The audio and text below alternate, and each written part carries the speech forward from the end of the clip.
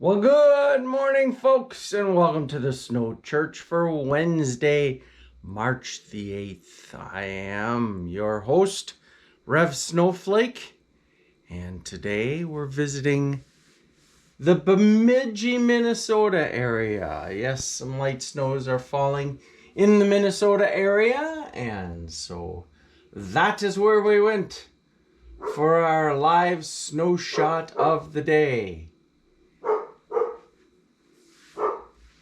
That's not Blue or Kashi. We're babysitting a dog that barks a lot. His name is Schooner. He's a good dog, but he barks a lot. Anyway, let's go to the 24-hour snowfall map. Not a whole lot to write about. In the Midwest, a little bit of snow in the Dakotas and scattered across Minnesota. And this is what's going on currently. Bemidji sitting right about up in here. And that's where the snows are falling lightly. All of this very light snow. This is rain down here.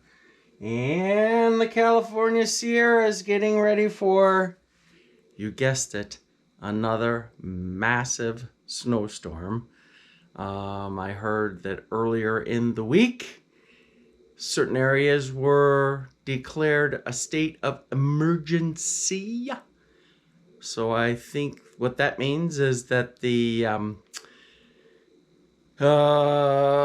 National Guard can come in and start shooting looters and stuff like that. So that's always a good thing. No, the National Guard can come in and help move the snow that they've got and that they're gonna get. Looks like probably in the next 5 to 6 days, maybe another 100 inches in places. And a funny thing is I've been watching a couple of YouTube channels where, they started out in January, kind of capsulizing the snow, I guess, and the conditions and what life is like. And this is the main one I watch is for Mammoth Mountain Lakes, a city or a town, village, whatever, right near Mammoth Mountain, the ski resort. And they're used to getting lots of snow. I think they average probably about 300 inches or so a season, but they are at 600 inches for the season so far and climbing. Like I say, they may finish the season with 700 or more inches of snow, which I believe would be a record for them. And you can tell that even those folks are just plain sick of the snow. They've had it. They'd raise the white flag, but nobody would see it. So let's take a look at this here forecast for the Midwest. Didn't change a whole lot, except the main snows look like they're going to kind of concentrate themselves across areas just to the south of the UP. Yay, go team. But that's okay. We still have plenty of snow on the ground.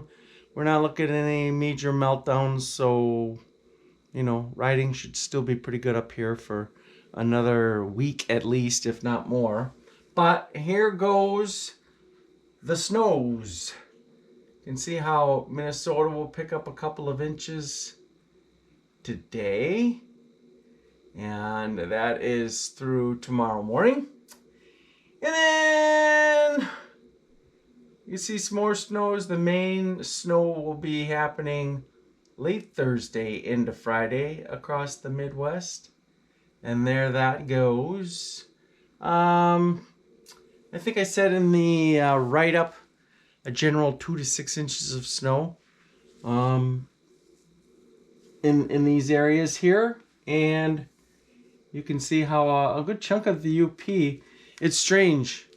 As you watch the snowfall maps work out, it's almost like Lake Superior is pushing the snow away rather than creating it, but it can't really do that. At least with these, it doesn't do that.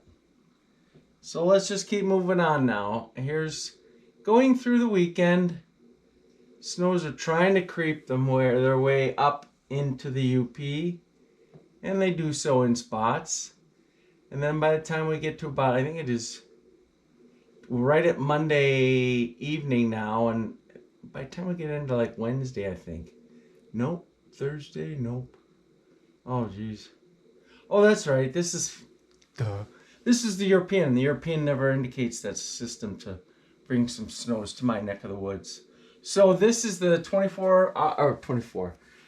10-day snowfall outlook from the European model. Chicago, look at that, 13. Madison, 11.9. I don't know about that, but I think that this is a much more believable scenario where you've got Chicago at 6, Madison at 7, Minneapolis at 6.3.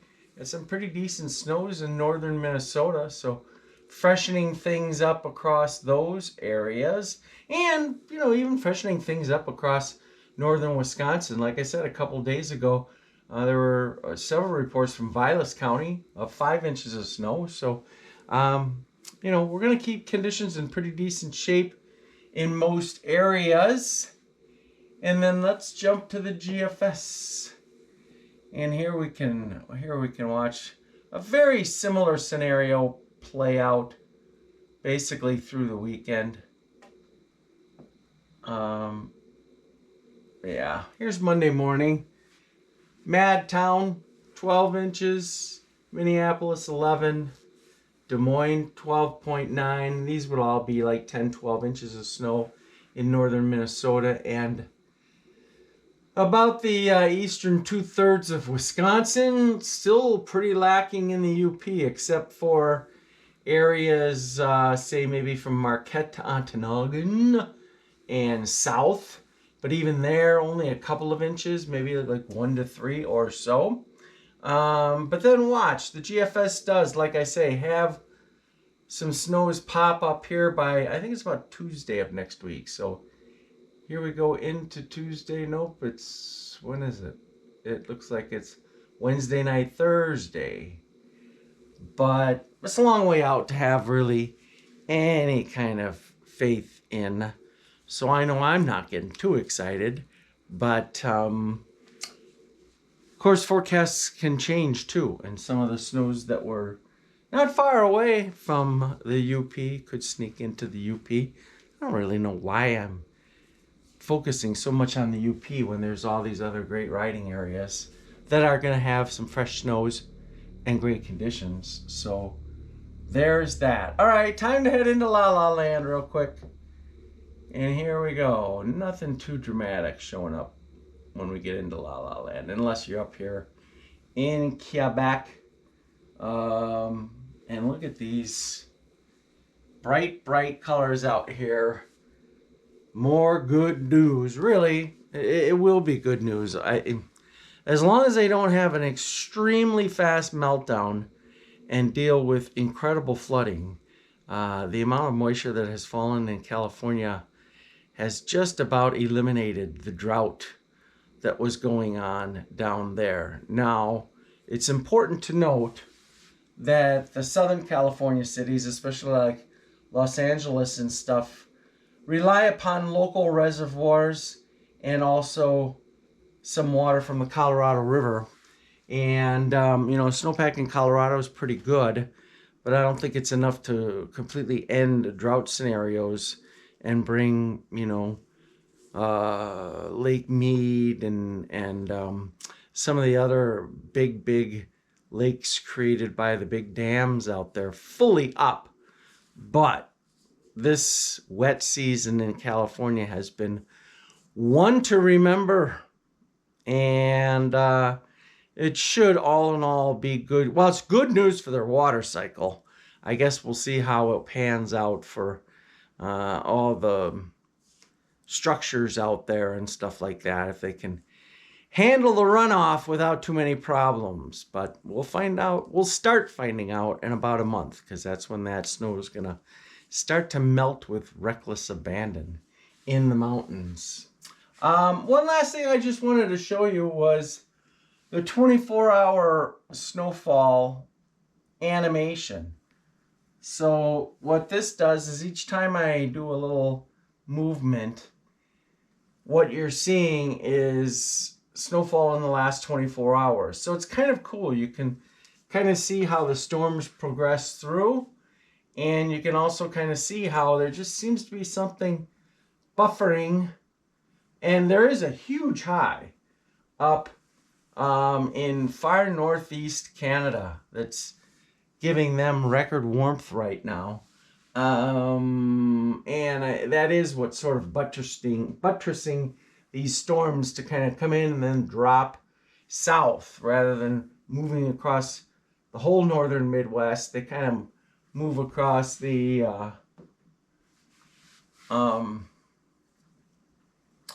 a good chunk of the northern Midwest, but then also into the central Midwest. So here we go. There's the one. There's another. And then there's that storm for about Thursday of next week. Just kind of comes in out of nowhere. Late Thursday and a Friday.